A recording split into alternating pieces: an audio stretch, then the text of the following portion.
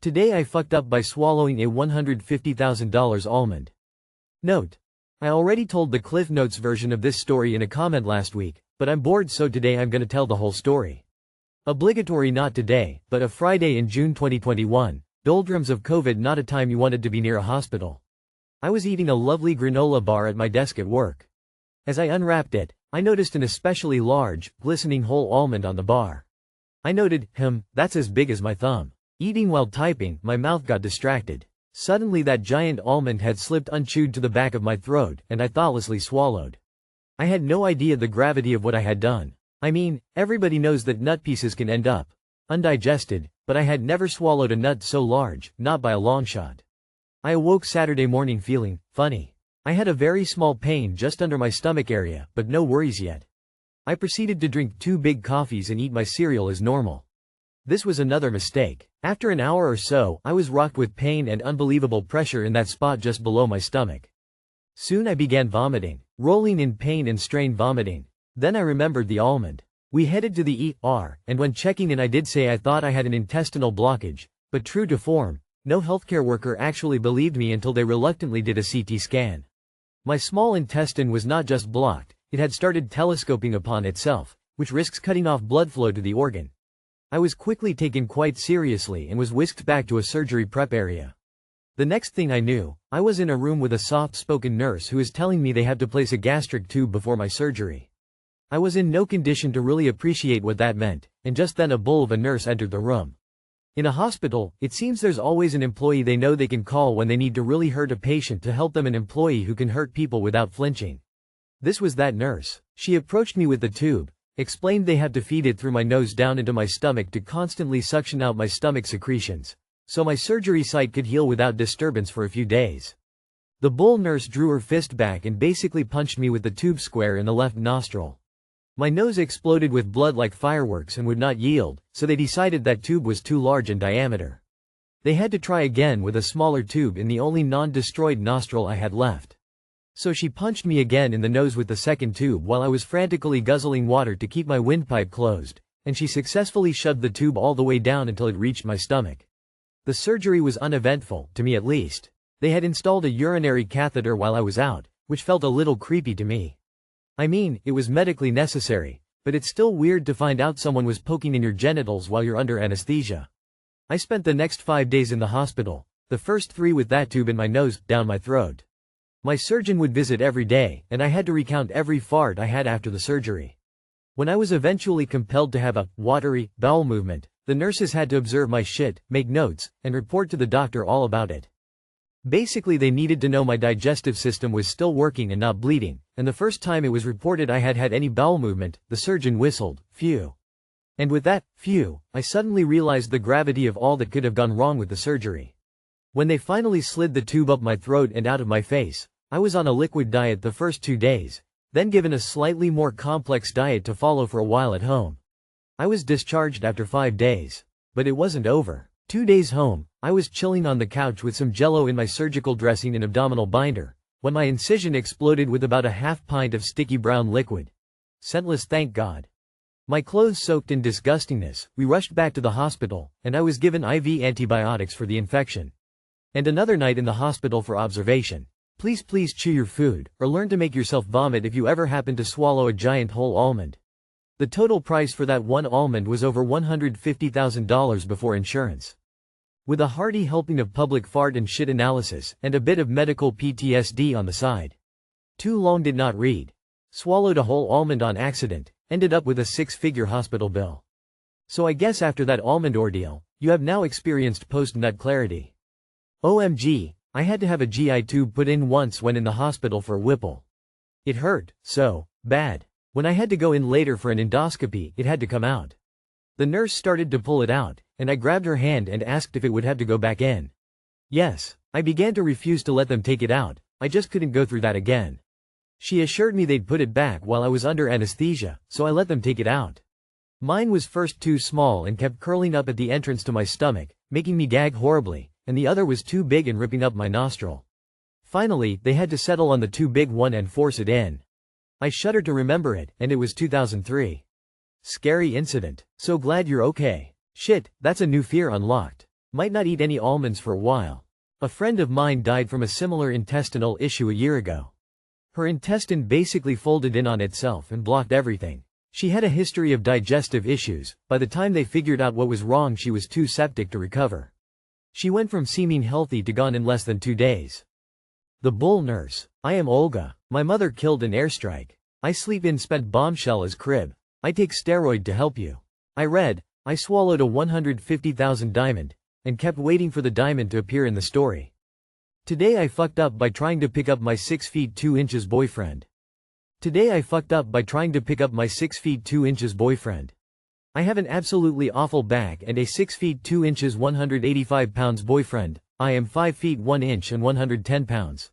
We were messing around and he lifted me into the air to put me in air jail for being mean. Once I was released from imprisonment, I immediately attempted to do the same. I squatted and lifted him off the ground.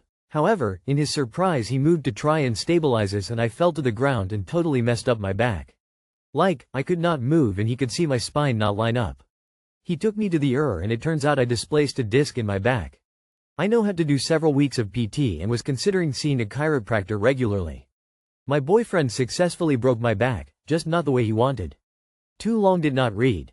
I tried to air jail very tall boyfriend, displaced a disc in my back and ended up in the emergency room. Edit. Fixed to awful wording, doctor did not recommend chiro and I will not be going. Thank you Reddit less than 3. Chiro will make sure you hurt more things. You're just a blank check to a chiro. Stick to PT and get better. I know people swear by it almost religiously but please reconsider the chiropractor. I devastated my back in my early 20s play wrestling with my girlfriend and although it took some time, the PT and exercise were all the tools I needed to rebuild around that injury and they will work for you too. No subscriptions to forms of care that at best don't address the issue or fix anything and at worst make things worse and make you dependent. On a personal note, I'm very sorry to hear you had to deal with that. It can be a spiritually draining experience but you really can get all the way better. Next time you might want to consider calling an ambulance to stabilize your spine before moving you to the ER. I know that they can be an expense for people. But neck and spine injuries are not something to mess with. And by the way, I think the air jail thing is hilarious. I hope that my next girlfriend thinks it is funny. Chiropractors are the devil. My boyfriend successfully broke my back. Girl, you did this LMAO. Why on earth would you try and lift something nearly twice your weight? No way you went to the ER and they referred you to a chiropractor. Doctors have a fiduciary duty. Sending you to a chiro is a clear breach of their fiduciary duty. Today I fucked up by not going to my dorm room for a month and not locking away my 18+ toy. I, 20 female, am in college. I have a roommate, 18 female, I'll call her R, who moved in with me the beginning of this school year. The thing is, out of the toys I own, there's only one I don't try really hard to hide, the most generic looking one. The dorm room is divided into two, one half is mine with my desk, the other half is hers with her desk. My desk has 2 shelves that are quite high, the top one being above eye level. I keep this one toy in a small shower basin on the top shelf, which is above eye level for her.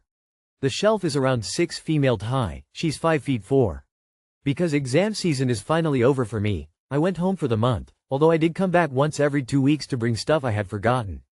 Me and her have a good relationship for the most part, just some basic problems if she's a bit messy which I don't mind that much. She recently got a boyfriend and she asked me some 18+ things, including the activities that lead up to the deed and what kind of vibrator she should buy. I told her she'll have to discover what she likes on her own because toys are a personal thing. So today I went back to the dorm because I have classes next week. As I found out, her boyfriend has basically moved in, which I don't care about too much either because I think they won't do anything while I'm in the room. When those two left, I saw that my plushie was on her bed, which isn't that strange because we have a sisterly relationship where we can borrow each other's things without asking. When I lifted my plushie, lo and behold, I saw my vibrator on her bed. I was floored. I thought to myself maybe she was just curious about what a vibrator looked like. But I pressed the button and found out it was fully charged. Immediately, in my head I saw the scene of her reaching up to my shelf, taking the vibrator, charging it and then using it. Now I don't know what to do. How do I bring up that it's not okay to use other people's 18+ toys at all, let alone without asking? Maybe it was my fault because it wasn't locked away in my closet? I'm kind of upset because although it isn't my favorite one, it was my first one and I don't want to throw it away. But it's not like I can continue to use it. So too long did not read. I didn't properly hide my vibrator and my roommate used it. Why did you use my vibrator? Ew. No, it's not your fault. It is mega weird to use someone else's vibrator. Honestly, it's so weird that I'd be at a loss trying to start that conversation too. That's like sharing someone else's toothbrush. Is she full of straw and has no brain? WTF grimace. Take the plushie back, leaving the vibrator for her to see, and be there when she gets back and sees that she forgot to cover her tracks. Make eye contact and ask her to explain. Well, it's hers now. Holy shit, Rachel, when I said you need to try things out on your own, I didn't mean you could use my vibe. That's yours now, you owe me $dollars for a replacement. Today I fucked up during my son's birth. I saw all the videos in health class in middle school and high school, but I don't think it quite prepares you for the actual moment. Also, side note, hate me in the comments if you want. Most newborns look like little wicked aliens to me until after the first few days. They're cute, but not immediately. After hours of excruciating labor and complications with the medicine and dilation, the decision was made to go ahead and do a C-section. They took my wife to prep her in the OR. A nurse got me all gowned up and escorted me in. I sat at the head of the table comforting my wife while the doctors worked on the other side of the curtain. Finally it was time. The doctor asked, "Dad, do you want to stand up and see your son?" I was so excited and naively unprepared for what I was about to witness. I stood and the next 5 seconds were the longest of my life. They still had the big mouth bass fish ring opening her stomach. My eyes followed around my wife's intestines until I realized it was the umbilical cord, with a color and veins I can't describe. Then I saw my son. My baby boy was all grayish blue, still covered and dripping in amniotic cheese. First words out of my mouth? It's a gremlin. The whole OR busts out laughing except the charge nurse. She got little man all cleaned off and brought him to mom and set him on her chest while saying, "You're definitely going to be a mama's boy. She knows you're a sweet baby, not a evil gremlin." Too long did not read. Took one look at my son after C-section and screamed, "It's a gremlin." In the middle of an OR full of doctors. And yes, wife divorced me a year and a half later. There has to be other reasons that your wife divorced you. It can't be solely because you called your newborn a gremlin. To be fair, I had a similar labor-delivery experience with my son, and my husband's first reaction was, "Why does he look like a raw chicken with balls?" I think the stress does funny things to your verbal filter. Babies are so weird looking when they're born. They look unfinished. They're also impossibly small, at least to a person who had them inside her body. They feel like they must be huge when they're making it impossible to breathe or squashing your bladder. I have had 5 babies. None of them were cute when they were born. It takes a couple hours for the cuteness to set in. Labor with my oldest was long. He came out looking like a conehead and had bruising on his face. He looked awful. My labor nurse caught me staring at him and said, "I promise he will look adorable in 24 hours. She wasn't wrong. This post is BS. If you look at his comments, he's a big old men's rights activist. So I suspect wifey broke up with him for reasons to do with that. Oof, sorry man. Tears of joy. That sounds like something that I'd blurt out, and I'm a woman. Obviously, I have spawned not. Grin.